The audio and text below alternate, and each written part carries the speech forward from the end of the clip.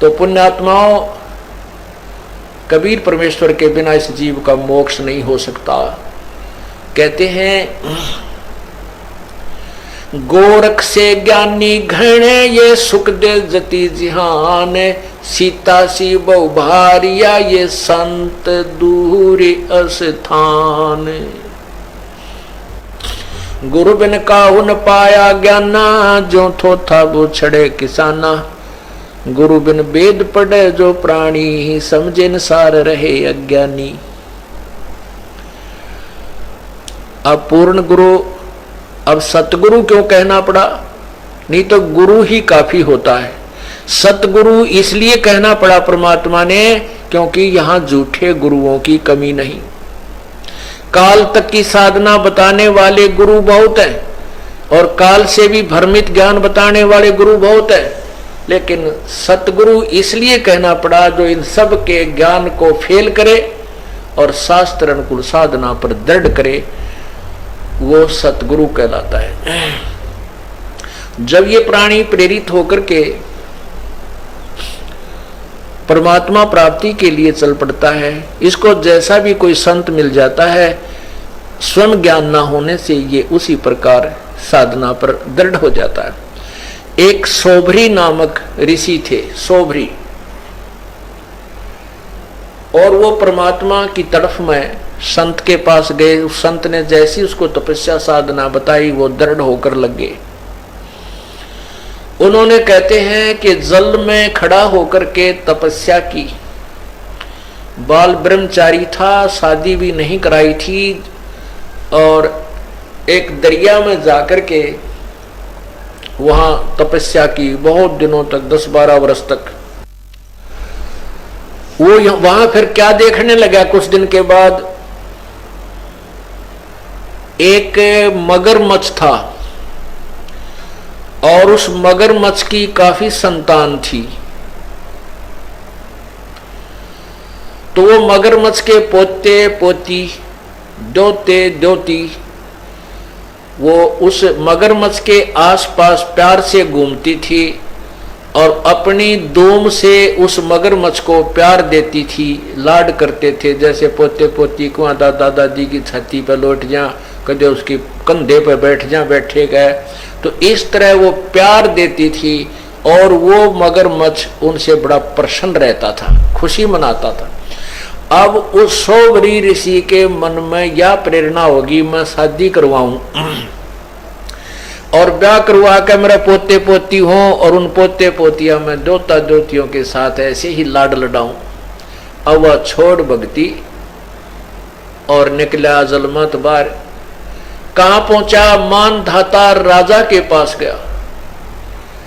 अब उन राजाओं को पता होता था कि ये साधु जो आते हैं साधना करके, ये बड़े तोब का गोला होते हैं, एटम बम होते हैं, ये जो भी मुंह से निकाल देंगे वचन वो पार होता है। अब वो सोबरी ऋषि तपस्या करके उसका शरीर भी वृद्ध हो रहा, काफी वर्ष हो गए थे, और हाड़ सारे दिखे, बूढ़ी सी शकल, बाल बढ़ रहे। और वो जाकर मानधाता राजा से बोला कि आप मुझे एक कन्या दे दो, अपनी लड़की मेरे से ब्याह दो। मानधाता के 50 लड़की थी। अब राजा बड़ी असमंजस में फंस गया, जब नाटू तो शराप देगा, अरे से बूढ़े बूढ़े के अपनी जवान लड़की ने ब्याह हो, मेरा कैसा मूर्ख नहीं, बताइए क्या करूं, ये भगवान बड़ा फंसा। तो उसने सोच समझ के एक उत्तर दिया कि ऋषि जी, हमारा एक नियम है और ये विधान भी बताता है कि मैं अपनी तरफ से किसी लड़की को विवश नहीं कर सकता किसी के साथ शादी करने के लिए। यदि वो लड़की स्वयं पसंद करें, कोई भी लड़की आपको पसंद करे तो मुझे ऐतराज नहीं। अब राजा ने बेरा था, इसे बूढ़े ने कौन लड़की पसंद करेगी? तो ऋषि बोला, जी मुझे मंजूर है, अगर ये आपकी कन्या मुझे पसंद करे तो मेरे से शादी कर लेगी। तो राजा बड़ा प्रसन्न हुआ, भाई ठीक है, कटा टंटा, लड़की कोई पसंद करेगी नहीं और यह बला टल जाएगी। उसने, क्योंकि उन लड़कियों को एक बड़े महल में रहती थी, वहां पर एक नपुंसक व्यक्ति जो हिजड़ा बोलते हैं, उनको ड्यूटी पर उनके गेट कीपर रखा जाता था। तो उसने उस नौकर को बुलाया राजा ने और कहा कि ऋषि जी को लड़कियों के महल में ले जाओ और ये जो भी लड़की इनको पसंद करेगी इसके साथ उसकी शादी कर दी जाएगी। अब उस ऋषि जी ने अपनी सिद्धि साधना और सारे जीवन की कमाई इसको कहां बर्बाद करना शुरू किया, अपना सुंदर शरीर बना लिया नौजवान लड़के का। और जो ही उन लड़कियों के महल में प्रवेश किया और उस नपुंसक ने सारी कहानी बताई कि राजा का आदेश है, जो इसको पसंद करेगी उसके साथ शादी कर दी जाएगी। उन 50 की 50 लड़कियों ने उस ऋषि को पसंद कर लिया। अब राजा फंस गया अपने वचन में। सारी कहानी आकर बता दी गई कि आपकी 50 की 50 लड़कियों ने मुझे पसंद कर लिया है। इसकी गवाही सब लड़कियों ने भी दे दी कि हम इसे पसंद करती, क्योंकि सुंदर शरीर बना लिया उस ऋषि ने। अब राजा ने वो फिर साथ भेज दी लड़की, लेकिन आत्मा बहुत रो रही थी, इस कंगाल के साथ ये के खावेंगी मेरी बेटी, कहाँ रहेंगी, कैसे दुख उठाएंगी, जंगल में रहना पड़ेगा। पर चलो इनका भाग था, मैं क्या करूं। अब उस ऋषि ने अपनी कमाई थे, देख काल का जाल है भगवान, उसने क्या किया, वहां जाकर के विश्वामित्र को आदेश दिया कि इन 50 महल बना दे। अब विश्वामित्र जी ने 50 मकान न्यारे न्यारे बना दिए और प्रत्येक में बहुत अच्छे खान पान, सुंदर आहार, फल वगैरह वो वृक्ष लगा दिए। एक दिन मानधाता राजा के मन में ये बात आई कि अभी अपनी कन्याओं को देख करता हूं वो दुखी है या सुखी है। वो जब वहां पहुंचा अपने उस ऋषि के डेरे में, देखा वहां तो पूरी 50 मकान बने हुए, बड़े सुंदर सुंदर, एक कॉलोनी सी बसी हुई है। वो पहली लड़की के मकान में जब गए तो मानधाता राजा ने पूछा, बेटी तुम कुशल तो हो? कि पिताजी वैसे तो हम कुशल हैं, कोई कमी नहीं, लेकिन माता पिता की याद तो आती ही रहती है और बाकी हमें कोई कष्ट नहीं। एक मुझे कष्ट है कि ये मेरा पति मेरे पास ही रहता है, दूसरी बहनों के पास कभी नहीं जाता। अब वो दूसरी कन्या के पास गया तो उसने भी यही कहा, पिताजी हम बहुत सुखी हैं और मुझे एक बात का दुख है कि मेरा पति मेरे ही पास रहता है, दूसरी बहनों के पास नहीं जाता।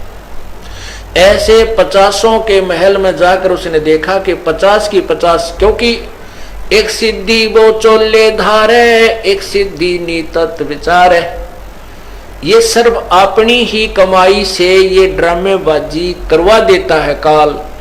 अब उसने इतनी कमाई कर ली थी, सोबरी ऋषि ने 50 तो शरीर धारण कर लिए, 50 की 50 औरतों को भोग रहा है और उधर 51वां अलग से और बैठा है। जब मानधाता सब लड़कियों के पास होकर के फिर देखा कि ऋषि तो बाहर भी बैठा है, तब उसके चरणों में मस्तक झुका दिया कि आपकी लीला अपरंपार है। अब उस राजा के लिए तो भगवान सिद्ध हो गया वो सोबरी ऋषि। अब उसकी पोल खुलती है, अब देखना आगे क्या होता है। अब सोबरी ऋषि के 150 लड़के हो गए, 150 बच्चे हो गए, क्यों 50 लड़कियां, 2-2, 3-3 बालक हुए, 50 पत्नियां। अब वो क्या सोचता है कि अभी कोई 4 साल वर्ष का लड़का है, कोई 5 वर्ष का लड़का है, ये फिर सियाने होंगे, इनका ब्याह करूंगा, फिर इनके पोते होंगे मेरे, और फिर मैं इनसे प्यार करूंगा। रे तेरा गजब है, मन तो जीवन खो दिया अपना। ओ हो, फिर क्या रोता है कि मेरी सारी कमाई बर्बाद होगी, मैं उस मगरमच्छ के संगत में, कुसंगत में अपना सर्वनाश कराया। अगर वो मगरमच्छ को मैं नहीं देखता, वो कैसे अपने पोते पोतियां में मस्त हो रहा था, प्यार से खुश रहता था, आज मैंने अपना सर्वनाश कर लिया। जो 20, 30, 40, 50, 60 वर्ष में जो साधना की थी वो बर्बाद कर दी, वो नष्ट कर दी। तो पुण्यात्माओं, कबीर परमेश्वर के बिना इस जीव का मोक्ष नहीं हो सकता। कहते हैं गोरख से ज्ञानी घणे ये सुख दे जति जिहान, सीता सी बहु भारिया ये संत दूर अस्थान।